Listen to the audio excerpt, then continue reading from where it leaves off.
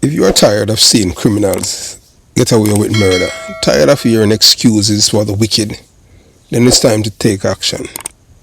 Hit that subscription button now and stay in the loop with the Jamaica Young Police channel. We are not here to sugarcoat. We are here to expose the truth, bring justice, and make sure the real heroes get the recognition they deserve.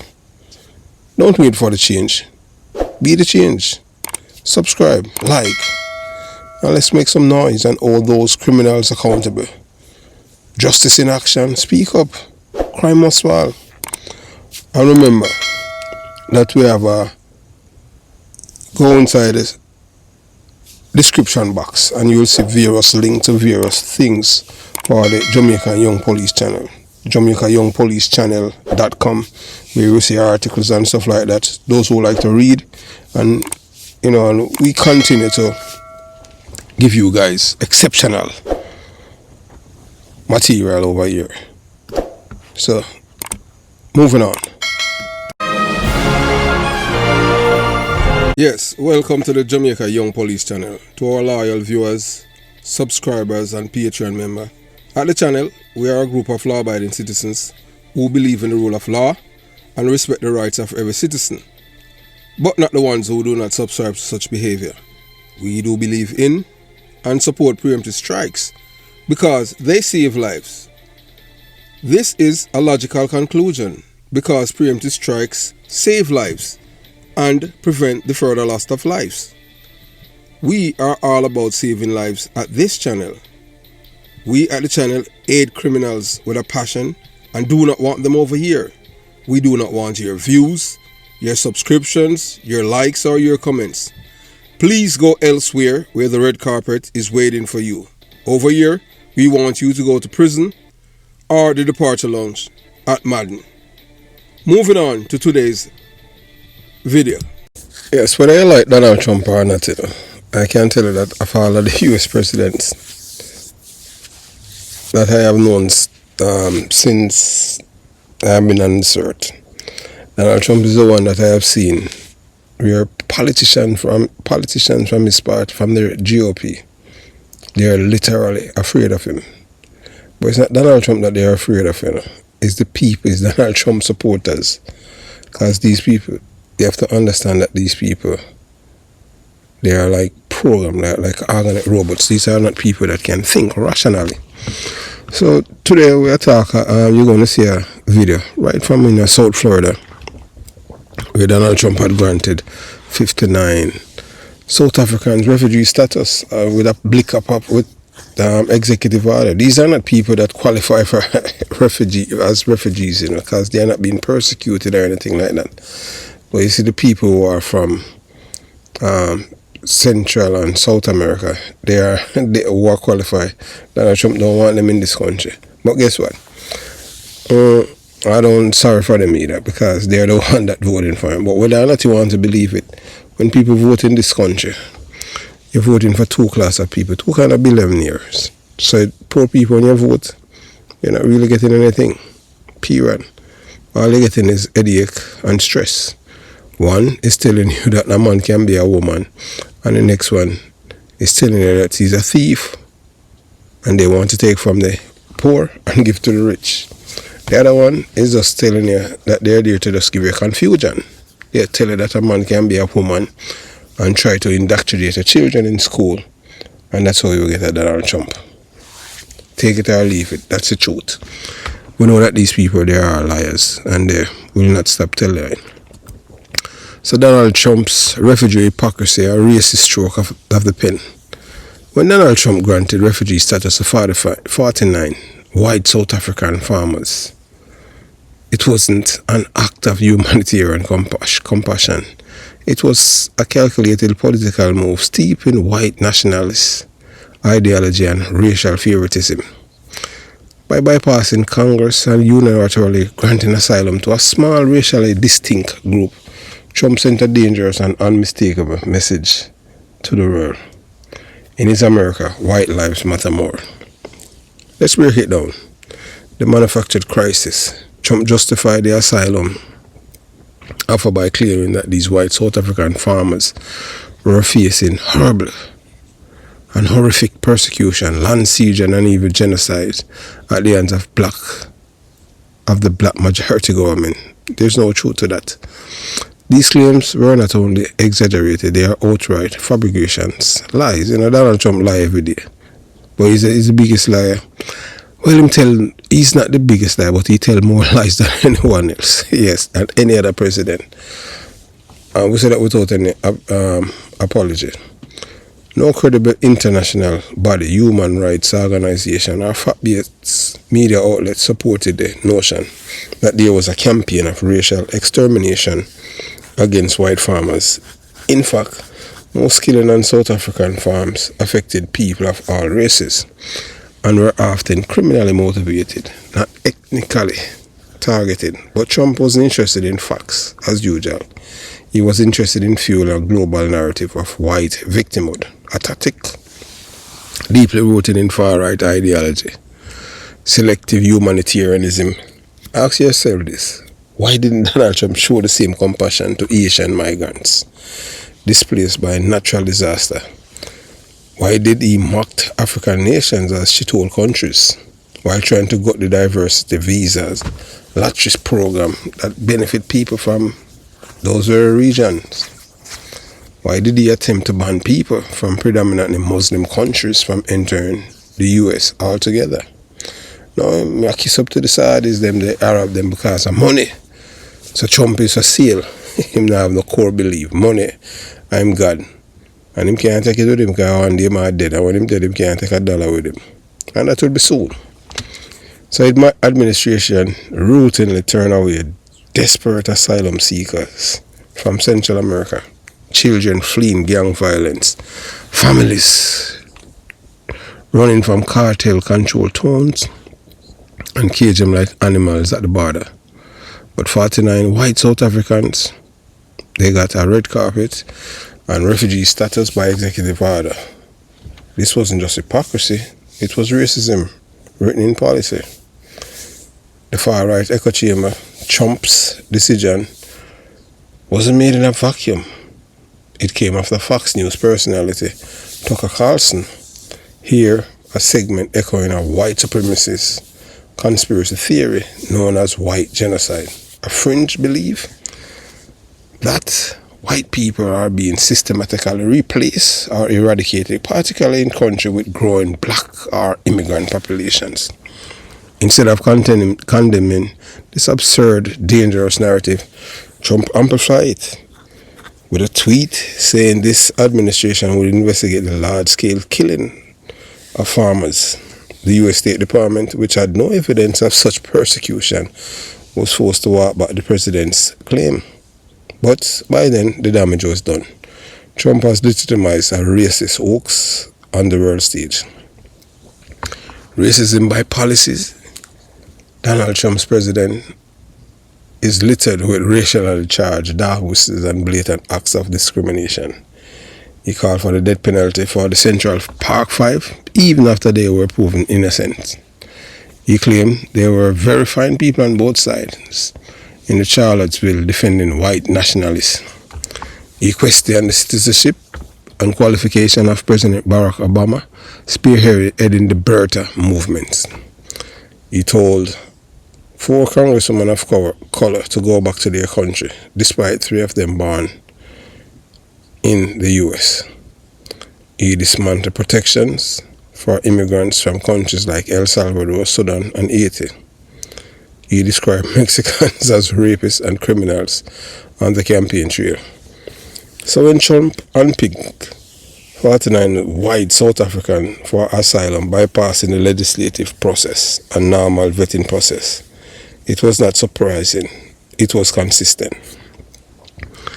A warning to the world: Trump's decision to grant asylum to 49 white South Africans was not just a minor executive action, it was a symbolic victory lap for white nationalists worldwide. It validates conspiracy theories. It prioritized white suffering over global justice and confirmed what many already knew. Donald Trump did not govern for all Americans. He governed for a specific vision of America: white, fearful, and backward looking. Let this stand as a historical indictment. When faced with the opportunity to help the fully and truly persecuted Donald Trump chose propaganda over principle and racism over reason. So we're going to let you watch a video of people here in South Florida complaining about Donald Trump's actions. So you watch, you listen, and you decide. Dozens of white South Africans granted refugee status under a controversial executive order from President Trump. Local 10's Janine Standwood is live. She's in Miami Beach now with why this one is raising some eyebrows. Janine? Christy, in the United States, refugee status is very specific and it is a process. But some right here in South Florida are wondering why this was granted for this group when protections for other people are being stripped. Welcome.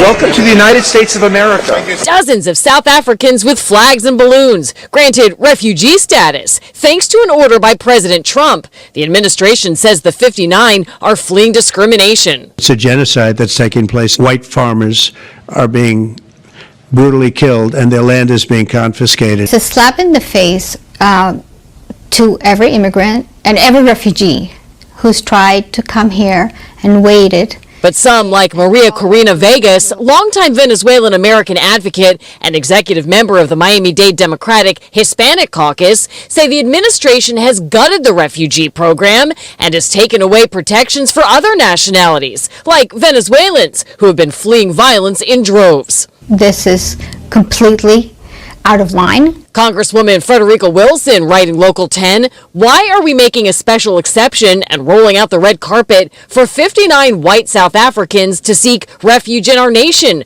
while denying support to Cubans, Venezuelans, Haitians and Nicaraguans and others fleeing crises? The hypocrisy is blatant white supremacy.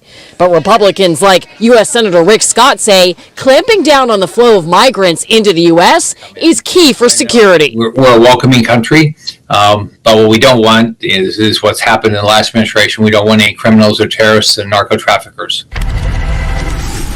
And at the same time that these refugees have now entered the United States, the protected status has ended for Afghans, some who served alongside U.S. soldiers. We're in Miami Beach. I'm Janine Standwood, Local 10 News. So whether or not you like President Donald Trump or not, he's a confident liar who redefined deception in politics. All the lies them starting from Barack Obama. Tell the world say a man can be a woman and the rectum is a sex organ. We know say the liberal them not like fear the truth because they're my biggest liar too, Some people would ask, who's the biggest liar? And I'll say, boy, the liberal them, because when you're going to tell people that a man can become a woman, that is just crazy. But them still do it same way. Them cause them not ashamed. That in basic human decency. Donald Trump isn't just a liar, he's a confident liar. The kind who doesn't just bend the truth, but break it, buries it, and build a golden tower of fiction on top of it. With the audacity of a salesman and the arrogance of a demagogue. Trump mastered the art of lying so thoroughly that truth became irrelevant to his supporters and dangerous to his opponents. He lied about everything from crowd sizes to deaths. When I go through the seating, from election results to classified documents, and he didn't flinch. He didn't apologize. He doubled down. Because in Trump world, facts aren't facts. They're inconveniences to be streamrolled by spectacle. Trump once claimed he could shoot someone on Fifth Avenue and don't lose any voters. That wasn't a joke. It was a confession. He knew that his lies, told boldly or often enough, would become gospel to those addicted to his cult of personality. His confidence wasn't just political strategy, it was psychological warfare. And perhaps most dangerous thing about Trump's lies is how many people were willing to believe them. Because when a confident liar leads, the truth becomes the enemy. And that's how Donald Trump is all about, lying. Yeah, you have to give him credit for that. Yeah, so well, let's watch South African young man telling you that everything that's the white farmers are doing, it's all lies. And that all of them, being whites in South Africa, they have been fed, spoon-feed racism. You watch, you listen, and you decide. Every single one, including you, including me. We were born into a racist country, raised by racist systems, taught by racist textbooks, and disciplined by racist norms. Unless you've been consciously deprogrammed, that requires pain, effort, and education. You are still operating from a racist framework. Having black friends doesn't erase your racism. Voting for black politicians, no. Sleeping with someone of another race? Ha! Still racist. Whiteness isn't just calling someone a slur. It's the silent belief that whiteness is neutral and everything else is different. I don't see color while bleaching your hair and contouring your face. You see color just fine. You just don't want to deal with what it means. The entire education system would collapse overnight if we taught the truth. Apartheid wasn't resolved, and whiteness is still centered. Your skin color isn't the problem. Your silence is. Your comfort is. Humanity expresses itself in shades, and racism denies that expression. South Africa, we're still living in the lie. Every white South African is racist. Every single one. Including you. Including me. We were born into a racist country, raised by racist systems. Taught. When you're talking about the truth, this young man is telling you as it is. A fish come from down at the bottom of the ocean and tell you that mermaid live down there. You have to believe the fish because the fish live in the ocean. What does that young man speak? That's just authentic, raw, unfiltered truth. So I'm not even going to elaborate on it. What he says about white people, that they are racist, and he's not lying. And he's including himself. So, that's how life is. So you're going to hear from the South African president who is telling you that everything that Donald Trump is telling you are lies. But in that world of white supremacy, lies are truth and truth are lies. It all started in time Barack Obama started tell the world that a man can become a woman. That's a biggest lie. And Trump just amplify it after. And now them say I'm a liar. When you start all of the lies, social engineering and all kind of things, him just dominate it. So you watch, you listen, and you decide. CEO President Cyril Ramaphosa says that his administration will continue to push for transformation in the country. Speaking at the Africa CEO Forum in Abidjan in Côte d'Ivoire, Ramaphosa said that the 49 white Afrikaners who left for the United States are not facing persecution in South Africa. Trump's administration is offering refugee programs to some white South Africans that it claims face discrimination. We've raised our own concern because those people who are being enticed to go to the United States do not fit the definition of a refugee. A refugee is someone who has to leave their country out of fear of political persecution, religious persecution. They don't fit that bill. They don't fit that description. And I had a conversation with President Trump on the phone, and he said, what's happening down there? And I said, President, what you've been told by those people who are opposed to transformation back home in South Africa is not true. And I added to him, I said, we were well taught by Nelson Mandela and other iconic leaders like Oliver Tambo on how to continue to build a united nation out of the diverse groupings that we have in South Africa. We're the only country on the continent where the colonizers came to stay, and we have never driven them out of our country. So they are staying, and they're making great progress. It's a fringe grouping that does not have a lot of support, that is anti-transformation and anti-change. Yeah, so the white South African refugee hoax, racism, refugee, and the Musk-Trump alliance, let's stop pretending. The so-called refugee crisis involving a few dozen white South African farmers wasn't about persecution. It was about safety. It wasn't about land rights or justice. It was about white supremacy, global manipulation, and political theater, engineered by powerful men like Donald Trump and Elon Musk to promote a dangerous narrative that white people are the new victims. Yes, I don't know how them come by that, but only don't know buy that. These are the same white South Africans, descendants of colonizers, who once told the world that racism was in their genes, that it was passed down like blood, like land, like privilege. These were the same people who benefit from apartheid, who exploited the land and the people of South Africa for centuries, and who never apologized for it.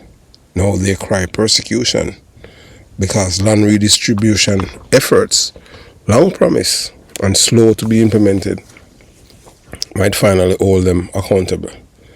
The President of South Africa, Cyril Ramaphosa, made it crystal clear these individuals do not qualify as refugees under international laws. They are not victims of genocide. They are not target of systemic ethnic cleansings. They are not being hunted. But the far-right machinery in the US need a story, and they found one. Enter Donald Trump, the white savior of a manufactured crime crisis. With a stroke of a pen, Trump granted refugee status to 49 white South Africans. No congressional reviews, no due diligence. How many convicted criminals are in the group, we don't know. Just raw executive power, serving racial ideology. Meanwhile, black and brown asylum seekers from Central America, Haiti and across Africa were denied, deported, caged and humiliated. Why the double standard? Because in Trump America and in the rural view, he promotes whiteness is worth saving even when it's not in danger. Black and brown suffering, inconvenient, expendable, or simply ignored. Elon Musk, the billionaire, puppet master, and who was quietly cheering it all on from the shadows. Elon Musk, born and raised in apartheid South Africa, a man whose family profited from emerald mines, while black South Africans were stripped of their rights. Musk may play the tech genius on Twitter, but his silence on apartheid and sudden interest in white South African refugees reveal a darker secret. Why has Musk never spoken up against the black South African victims of apartheid? Why has he never once acknowledged the generational trauma inflicted by the very system that allowed his family to thrive? Because Musk, like Trump, benefit from the myth of white victimhood. He knows that fueling the reverse racism narrative keep his conservative fan base loyal. He knows that elevating white South Africans as refugees in a political play, not a humanitarian act. The global whitewashing of history. This refugee stunt isn't just about South Africa, it's about rewriting global narrative. It's about turning colonizers into victims and erasing the crimes of apartheid from the history books. It's about painting the oppressed as the aggressors and the privileged as persecuted. And worst of all, it's being done in broad daylight, with billionaires and presidents colluded to feed a lie to the world. Let's be clear. These 49 individuals are not refugees. They are pawn in a global propaganda war. Their claims are not backed by international laws, nor the government of South Africa. The only thing they have behind them is political power, white privilege, and financial muscle of elites like Elon Musk, who's more interested in protecting a colonial legacy than promoting true justice. In the end, this isn't just a betrayal of international laws. It's a betrayal of truth, morality, and every real refugee was ever flee war, oppression, or genocide. Yeah, so, we are the Jamaica Young Police, and we are not on the side of anyone, As we said before, we're just all about the truth. Black people in our world just want to live them life. And you know that whether or not you want to believe it, the American government, whether it was on a Barack Obama or Donald Trump, It's always oppressive when you come on to black people. So the era of shameless lies didn't start with Donald Trump. It was perfected under Obama. We are living in an era where governments no longer whisper their lies. They shout from the podium, embedded them in policies and dare the people to call them out. But let's not pretend that Donald Trump invented this era of shameless deception. No, he is simply built on a foundation that was already laid. One that took a shape on Barack Obama administration. So let's go back.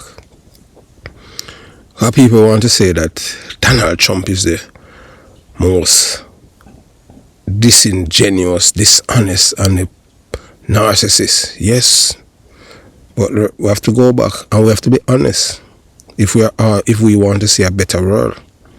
Barack Obama, the man hailed as a beacon of hope and progress, crossed a line that many never thought they had seen in American history. Under his watch, the federal government told the nation with a straight face that biological men could and should share bathrooms and locker rooms with women and girls, even sports. Not based on safety, not based on science, but on a radical redefinition of gender and identity that confused millions and endangered more. It wasn't just policy, it was ideologically warfare disguised as compassion. And then it went further.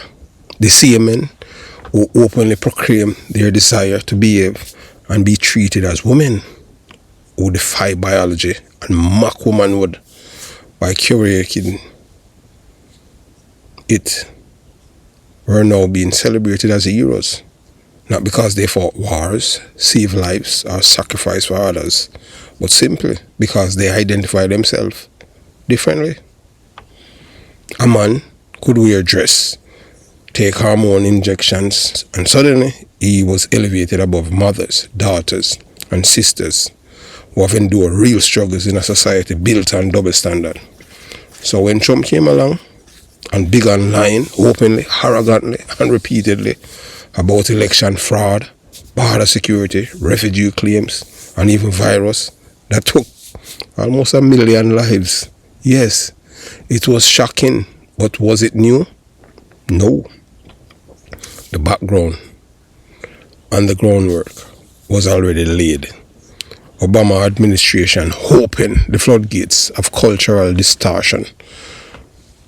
Trump simply took the button and ran with it, but in his own style, brash, unapologetic, and often absurd. The lies evolve from political correct propaganda to blatant falsehood, wrapped in nationalism and fear. So we point fingers at Donald Trump, and rightly so, for misleading the American people and twisting truths into political theater. Let's also remember where the shamelessness began. It began when truth was sacrificed for political correctness, when biology was replaced with ideology, when virtue signal became more important than virtue itself. The age of lies didn't start with Donald Trump. It just got louder. So stop blaming Donald Trump saying my biggest liar. No, he's not. We are telling that with a straight face. So have yourself a beautiful day. And before we even go any further, whether or not you want to believe it, Donald Trump administration have been treat Jamaica much better than Barack Obama and Joe Biden. Because I remember, Joe Biden had put an economic embargo on this present government, because they refused to allow two men to come in Jamaica and say they're married. So you can put that in your pipe and smoke it. But I tell you that. And remember, say, Joe Biden, the Democratic Party, is aligned with the PNP LGBTQ plus criminal organization. The devil is in the details. As them say, one is better than the other. So have yourself a beautiful day. Jamaica Young Police Channel out.